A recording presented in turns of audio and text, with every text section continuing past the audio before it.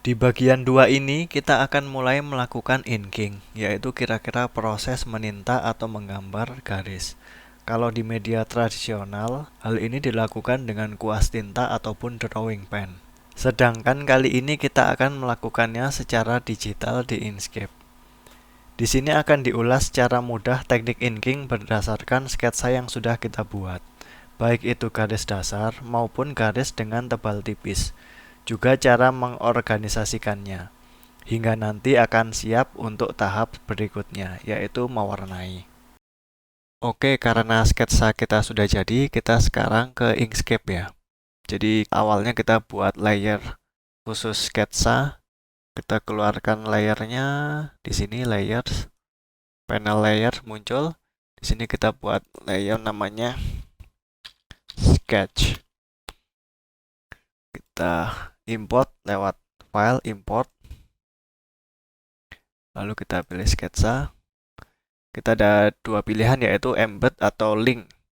Kalau embed ini berarti image bitmapnya itu ditambahkan ke dalam file SVG kita, file Inkscape ini, file dokumen. Jadi ukurannya akan membesar.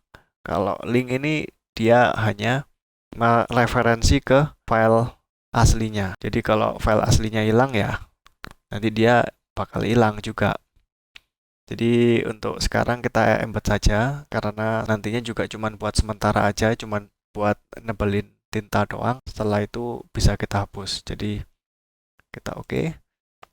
Nah, nanti diinsert ke dalam layer sketch. Ini karena gede banget, kita kecilin saja.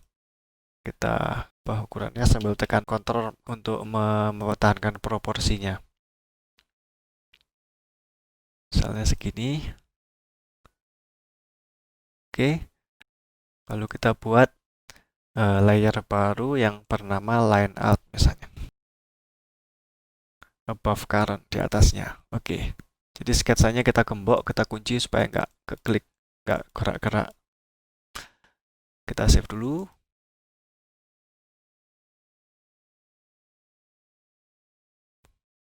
Kemudian sedikit tentang teorinya. Oke, jadi ada beberapa cara atau gaya dalam membuat kartun vektor. Ini kira-kira saya rangkum dalam dua style aja ya. Jadi cara yang pertama adalah menggabungkan garis dan warna langsung sekaligus. Jadi kita buatnya di layer line art, sketchnya kita kunci aja, kita gembok. Lalu kita gambar wajah misalnya.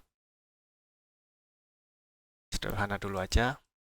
Nah, ini ketika kita membuat garis, kita langsung mewarnai. Seperti ini. Jadinya kan ketutupan ya gambarnya. Jadi kalau pakai cara ini, enaknya sketchnya kita taruh atas. Kita drag and drop ke atas. Kalau udah di atas, lalu kita opacity-nya kita kecilkan. Jadi kita buka gemboknya dulu, kita select objeknya, opacity-nya kita kecilin. Nah, jadi supaya samar-samar aja, kita gembok lagi sketsanya, kita menggambar di line art. Jadi sekarang kelihatan kan. Nah, jadi kalau kita menggambar, itu langsung garis beserta warnanya jadi satu objek. Ini rambut.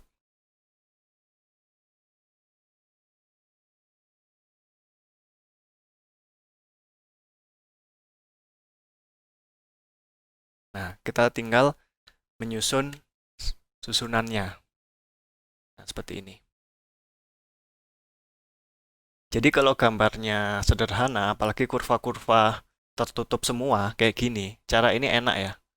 Tapi kadang-kadang ada bagian susah yang tricky, misalnya telinga ya. Kalau pakai cara ini, kita gambar telinga. Nah, telinga ini kan kurvanya terbuka. Jadinya kita harus membiarkan dia kurvanya terbuka di bagian sini.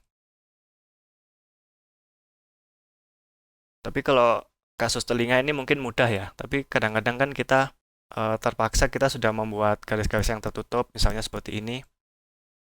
Bagian sini kan harusnya terbuka. Kita biasanya menutupnya dengan shape lain yang tanpa garis. Nah, seperti ini misalnya. Jadi nggak semua line bisa ditutup, jadi Kadang-kadang kita harus menambalnya pakai shape line yang tanpa garis. Ini cara yang pertama. Lalu cara yang kedua adalah cara yang lebih tradisional, yaitu line art dan warna dipisahkan di layer yang berbeda. Ini kita pindahkan saja, ini cara satu ya. Nah ini kalau cara dua, kita ada sketch sama line art, nanti ada lagi tambahan layer namanya color di bawah. Jadi di bawah line art nanti ada color. Ini seperti cara inking komik digital pada umumnya ya, yang biasa dilakukan di Photoshop atau Manga Studio, Krita atau program raster lain. Dengan cara ini kita memisahkan sepenuhnya antara garis outline dan warna. Enaknya kita bisa fokus ke line art keseluruhan sampai selesai semua outline, sampai semua Son Goku-nya selesai, lalu mikir warnanya belakangan. Jadi semacam kira-kira gini kita buat outline-nya. Outline aja tanpa warna. Jadi semua outline kita bebas membuat outline-nya. Jadi kita nggak usah peduli kurvanya itu tertutup atau enggak, atau bisa diwarnai atau bocor atau enggak. Pokoknya kita cuman fokus ke garis aja.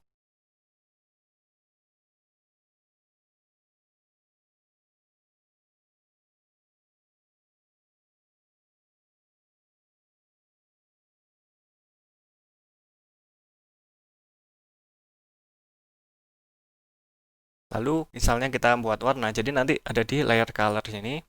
Lalu kita buat shape khusus untuk warna. Jadi shape-nya itu nggak pakai line. Jadi kita buat warna khusus, misalnya wajah. Kita bisa pakai tool yang macam di sini. Kita hilangkan stroke-nya. Nah, jadi ini khusus warna aja. Layer ini khusus warna aja, ini untuk line. Kalau capek kita bisa pakai paint bucket juga, misalnya bagian sini. Nah, bagian sini bisa diwarnain pakai paint bucket. Yang jelas warna sama line-nya dipisahkan. Nah, jadi ada dua cara seperti ini.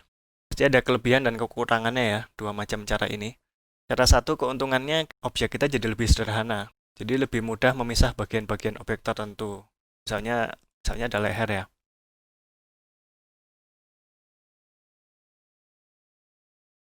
Nah, misalnya ada leher, lalu kita ingin mengubah posenya. Jadi bisa diubah belakangan aja. Misalnya dia ingin danga gitu. Jadi line sama warnanya itu sudah jadi satu objek, sudah jadi digabungkan. Namun kalau gambar kita kompleks, kita nggak bisa pakai cara ini ya, atau susah ya. Seperti kasus sederhana yang menutup warna itu, atau kita juga nggak bebas untuk mengubah warna garis. Ini kan garisnya kan warnanya solid, jadi satu garis ini ya warnanya hitam semua. Misalnya kita ingin pakai pencahayaan, misalnya bagian sebelah kiri sini mau diwarnain oranye, sebelah sini coklat tua. Kita jadi kesulitan pakai cara seperti itu. Kita harus memisahkan garis-garisnya, sedangkan garis ini adalah satu kesatuan dan sudah ada fill-nya jadi satu. Lalu kalau buat shading juga agak sedikit repot ya, karena kita juga harus memikirkan ketebalan garisnya. Misalnya kita buat shading di sini. Nah, ini kan ada shading. Di sini nggak boleh sampai bocor kena garisnya ini. Atau kalau pengen mudah sih pakai cara ini terus dikasih alpha atau pakai blending mode. Kita sudah bahas di bab sebelumnya ya. Bisa pakai blending mode, tapi kalau pengen pakai warna solid, kita jadi kesulitan. Kalau pengen pakai warna solid, kita harus ngepasin garisnya. Lalu cara yang kedua, ini adalah cara yang akan kita pakai di tutorial ini. Jadi kita fokus ke outline, lalu warnanya dipikir belakangan.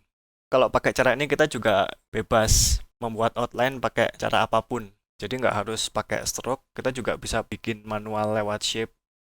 Seperti ini misalnya garisnya seperti ini. Jadi garis juga bisa dibentuk pakai shape juga. Intinya nggak harus pakai stroke line sederhana, pakai cara apapun asal terlihat seperti garis kita bisa pakai. Jadi walaupun awalnya pakai line biasa lalu kita ubah ke pad juga bisa. Jadi nanti kita bisa mengatur ketebalan tebal tipisnya juga. Walaupun ada cara yang lebih enak, nanti ada namanya power stroke. Nanti akan kita bahas cara membuat garis tebal tipis ini. Tentu aja dua cara ini nggak absolut ya, nggak mutlak. Kita juga bisa menggabungkan dua teknik ini seperlunya aja. Misalnya kita gambarnya pakai cara ini, tapi lalu untuk bagian mata kita pengen langsung mewarnai. Ini kan langsung line sama garis, jadi karena ini sederhana langsung aja kita warnai line-nya, nggak usah kita pisah, gitu juga bisa. Jadi fleksibel. Oke, sekarang teori lagi ya. Untuk jenis garis juga ada beberapa jenis, ada yang solid dan bertekstur, kayak kuas atau krayon. Tentu saja garis bertekstur lebih cocok kalau pakai aplikasi gambar bitmap atau raster ya, kayak Photoshop atau Krita. Karena Inkscape ini vektor, mungkin brush-brush yang generik kayak gitu dalam tahap tertentu mungkin masih bisa disimulasikan ya, tapi tentu juga bakal repot. Untuk vektor kan garis-garisnya harus tegas dan solid gitu ya. Jadi lebih cocok karena Inkscape ini vektor, cocoknya garis yang solid dan halus. Lalu ada varian lagi untuk bagian tebal tipisnya. Jadi garis itu bisa ketebalan yang tetap kayak gini misalnya, tebalnya tetap atau tebalnya berubah-ubah, atau tebal tipis atau weighted. Semua cara ini disupport di Inkscape ya, kita bisa menggunakan dua gaya ini. Lalu apakah butuh drawing tablet kayak Wacom atau Huion untuk membuat garis tebal tipis kayak gini? Jawabannya tidak ya. Di artikel ini saya cuma pakai mouse. Jadi kelebihan aplikasi vektor kayak Inkscape ini, kita bisa punya kendali penuh atas garis-garis pet kita.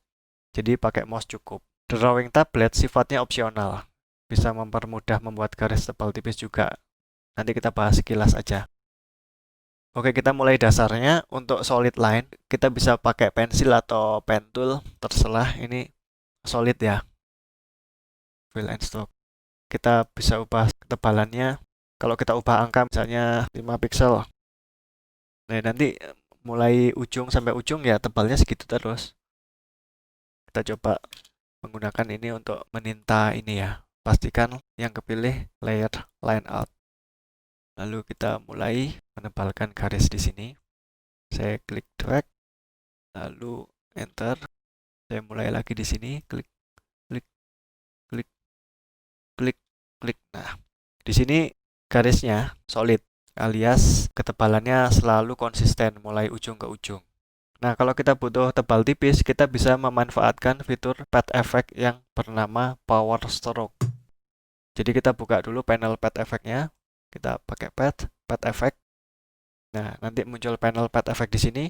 Kita bisa tambahkan pad effect. Pastikan sudah kepilih line-nya, satu line ya. Kita kepilih nanti ada Power Stroke. Search saja. Nah, ini Power Stroke. Apa yang berubah? Ini kelihatan, lihat sudutnya mengecil kan. Nah, ini pengaplikasian Power Stroke secara default. Kalau kita pilih Edit Pad di sini, Tools. Nah, nanti di sini selain handle-handle yang node-node ini, ada 3 handle tambahan. Jadi secara default, kalau kita tambahkan Power Stroke, akan menambah 3 handle tambahan yang menentukan tebal tipisnya garis. Nah, ini misalnya bisa kita pindah-pindah. Nanti tebal tipisnya akan menyesuaikan di posisi yang bersangkutan. Ini ada di sini. Nah, jadi bisa di sini. Bagaimana kalau kita butuh titik lebih dari 3?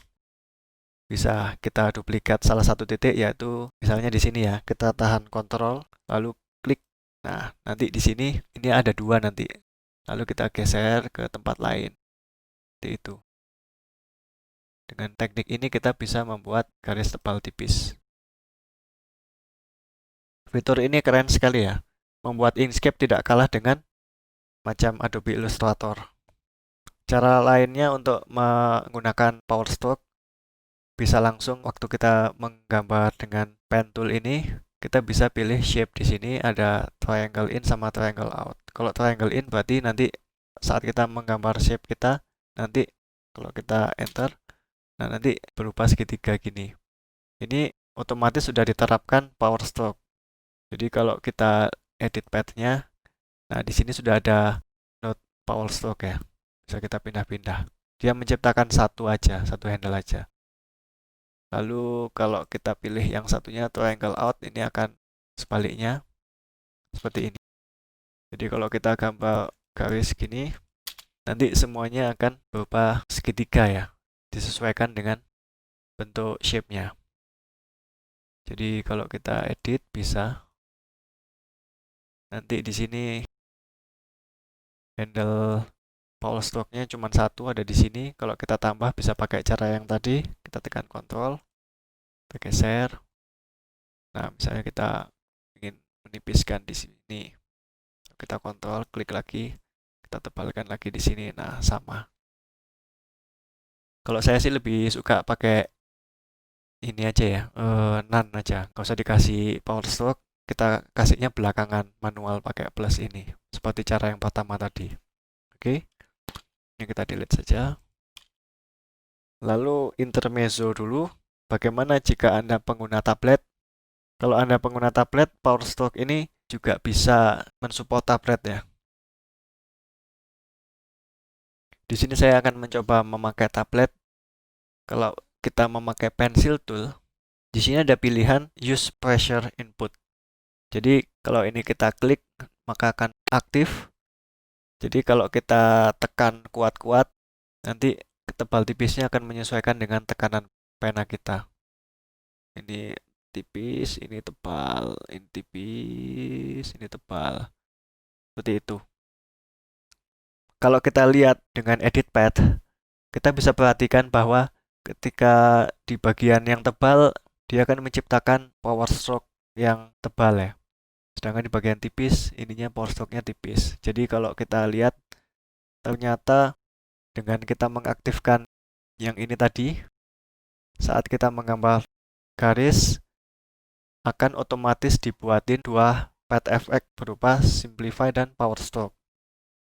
Enaknya lagi nanti bisa kita ubah-ubah lagi belakangan kalau kita nggak puas dengan hasilnya. Jadi walaupun kita waktu menggambar misalnya tangannya goyang atau apa kurang puas dengan tebal tipisnya, bisa kita edit lagi belakangan. Itu salah satu kelebihan Inkscape kalau Anda pakai tablet ya. Itu sekilas saja, kita kembali ke mouse. Selain pakai power stroke untuk membuat garis tebal tipis, kita juga bisa menggunakan cara manual membuat shape.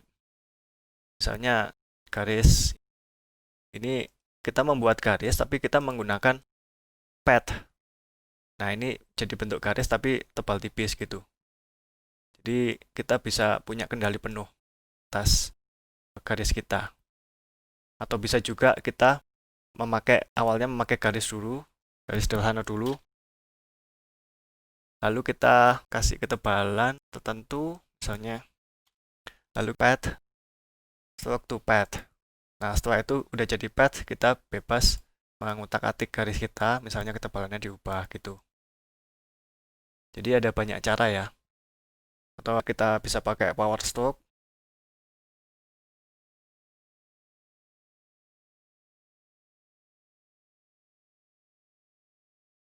Nah, kalau sudah selesai, kita ingin menyederhanakannya, kita convert pad stroke to pad.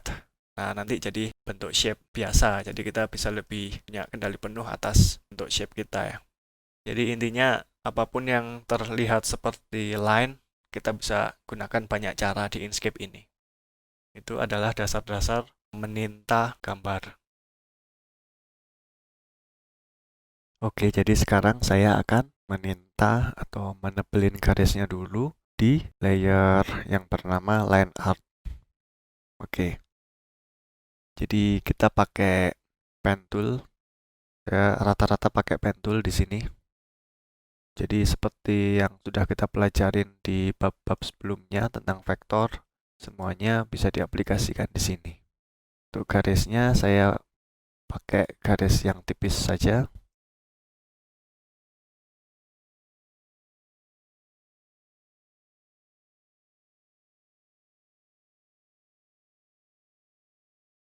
Oh ya, untuk menebelin seperti ini bisa jadi praktek bagus untuk memakai pen tool atau bezier.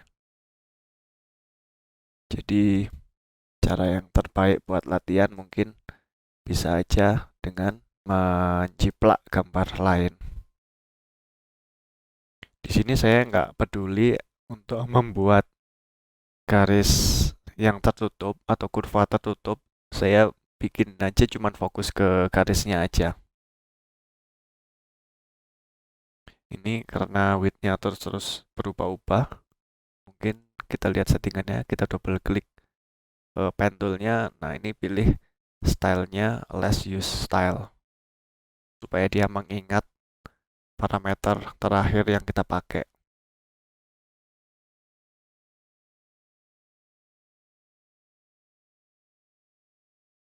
Jadi di sini sekalian kita koreksi ya, kalau ada kesalahan misalnya sketsnya kurang bagus, kita bisa langsung aja koreksi di sini.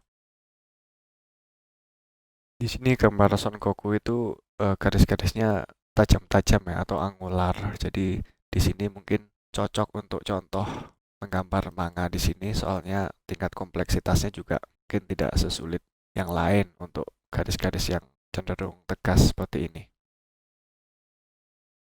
Sini saya pad difference ya, untuk memotong pad seperti yang sudah kita pelajari sebelumnya. Bagian sini akan dicepetin aja ya.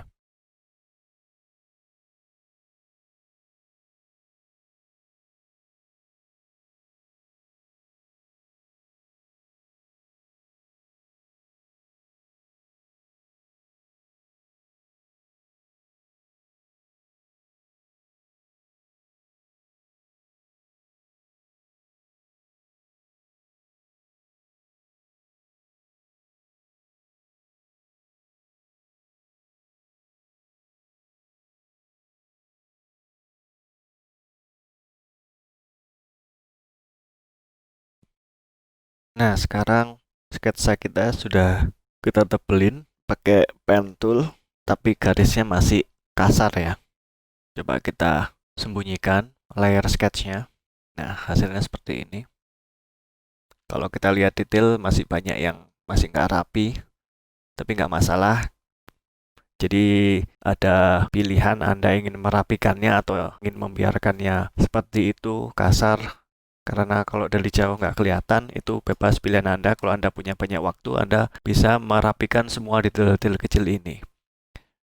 Nah, berikutnya kita akan memperbaiki atau memperbagus garisnya ya. Sekarang mari kita rapikan line kita ya. Pertama-tama kita sesuaikan dulu ketebalannya. Mungkin kita set cocoknya ke 1 pixel aja ya. Walaupun nanti kita bakal set tebal tipisnya lebih lanjut lagi, tapi yang kita lakukan sekarang ini adalah mengeset ketebalan dasar dulu. Jadi mungkin 1 pixel segini sudah cukup ya. Kita langsung pilih semuanya saja. Kita set pixelnya ke 1 pixel. Nah, sepertinya udah cukup tebal di sini. Lalu kita rapikan lagi garis-garis kita ya. Kita hapus garis-garis yang tidak dibutuhkan, kayak yang seperti ini atau seperti ini. Ini masih perlu kita rapikan. Kita rapikan saja sekarang. Atau mungkin kalau kurang melengkung, kita lengkungkan. Supaya tidak kaku gini, mungkin bisa kita pilih yang ujungnya membulat. Kalau misalnya garisnya saling berpotongan seperti ini kan kalau bentuknya kotak kan kadang agak sulit ya. Jadi kita enak pakai yang bulat aja. Nah, jadi bisa lebih rapi maksud saya. Jadi kita rapikan saja. Mungkin bagian sini akan dicepetin aja ya.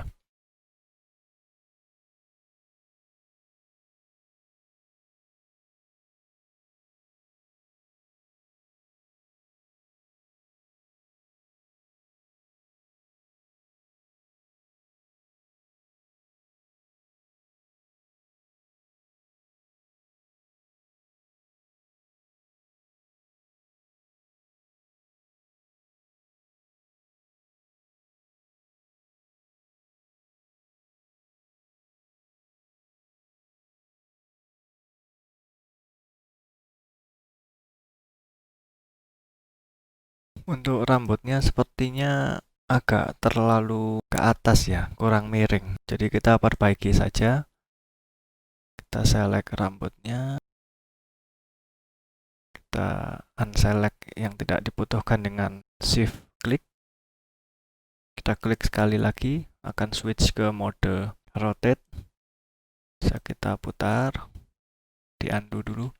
Telinganya harus kita exclude dulu dari selection dengan shift klik. Kita putar. Mungkin segini lebih bagus ya.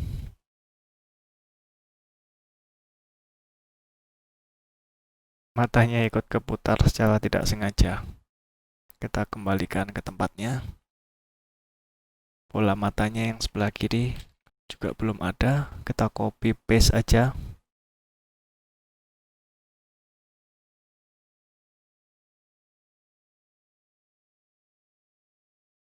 Nah, kalau dirasa sudah cukup rapi, setelah ini kita bagusin lagi garisnya dengan memberikan efek tebal tipis supaya lebih mirip goresan tinta asli. Step ini opsional ya, tergantung gaya gambarnya. Kalau menurut saya, Dragon Ball ini perubahan tebal tipisnya nggak terlalu ekstrim. Jadi sebenarnya line seperti ini aja sudah cukup sih. Tapi untuk latihan kita coba aja aplikasikan tebal tipis di beberapa tempat. Dengan menggunakan salah satunya adalah path effect. Kita keluarin dulu path effect-nya. Path effect. Misalnya di sini line ini kita aplikasikan power stroke. Kita klik di sini. Lalu power stroke. Akan muncul 3 handle tambahan. Kita bisa set tebalannya. Nah, seperti ini. Sekaligus juga kita rapikan yang masih kurang-kurang garisnya. Kadang-kadang agak aneh ya, jadi seperti ini tadi, ini hilang garisnya. Biasanya cukup kita geser aja. Nah, sampai muncul lagi.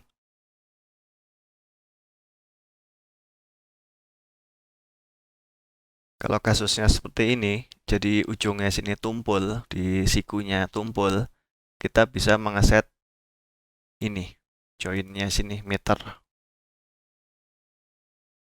Nah, kita tinggikan nilainya sampai dia lancip.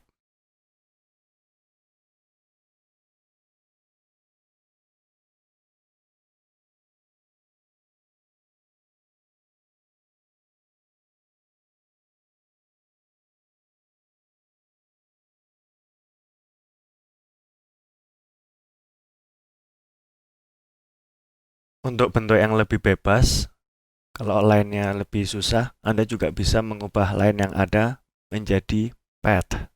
Stroke to pad. Ini berubah menjadi pad, lalu kita bisa mengedit bentuknya dengan bebas ya.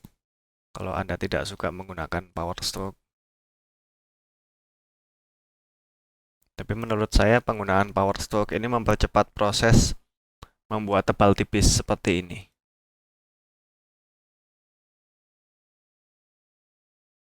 Nah, di bagian yang seperti ini, yang di sini sudutnya ini kan terlalu lancip ya. Kadang Anda ingin tumpul, jadi kita meternya aja kita turunkan di line yang ini. Seperti itu.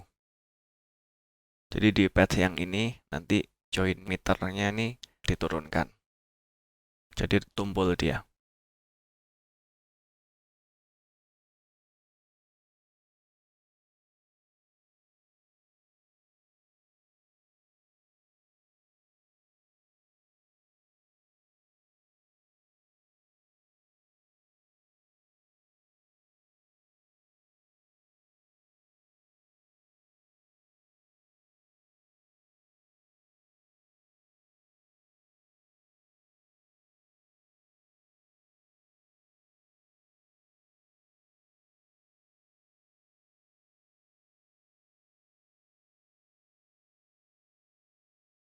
Kalau ada error seperti ini, power stroke-nya error seperti ini, biasanya kita cukup geser aja.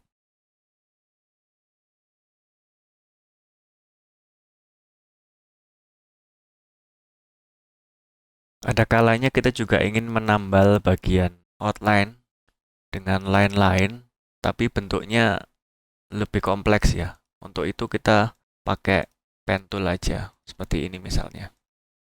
Sekedar ditambal aja.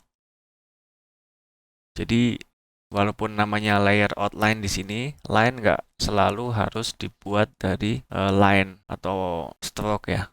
Bisa juga menggunakan shape, asalkan terlihat seperti line, nggak masalah.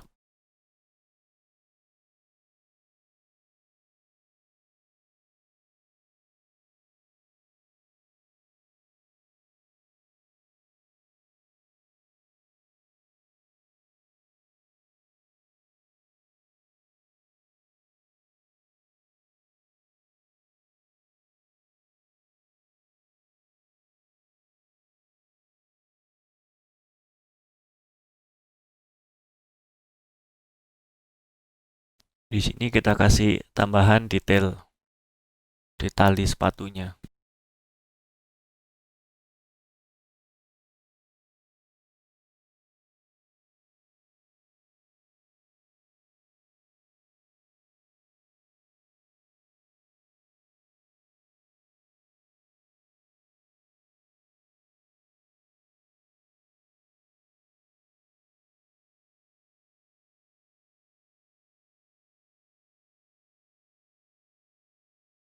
Ini ada sesuatu yang kurang oke, kita betulin dulu. Untuk alisnya kita langsung pad, stroke to pad aja supaya lebih bebas ngeditnya. Soalnya bagian sini cukup detail.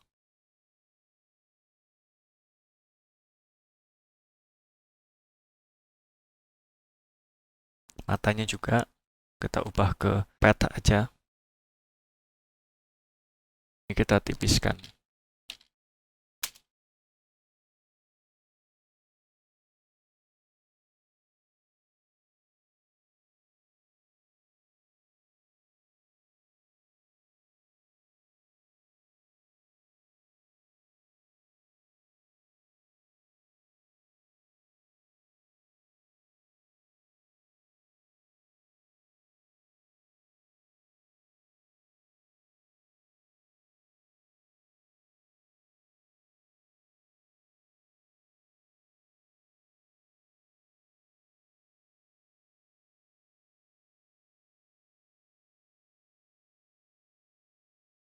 Kita tambahkan detailing lagi ya. Mungkin karena butuh detail-detail yang lebih kecil seperti lipatan baju.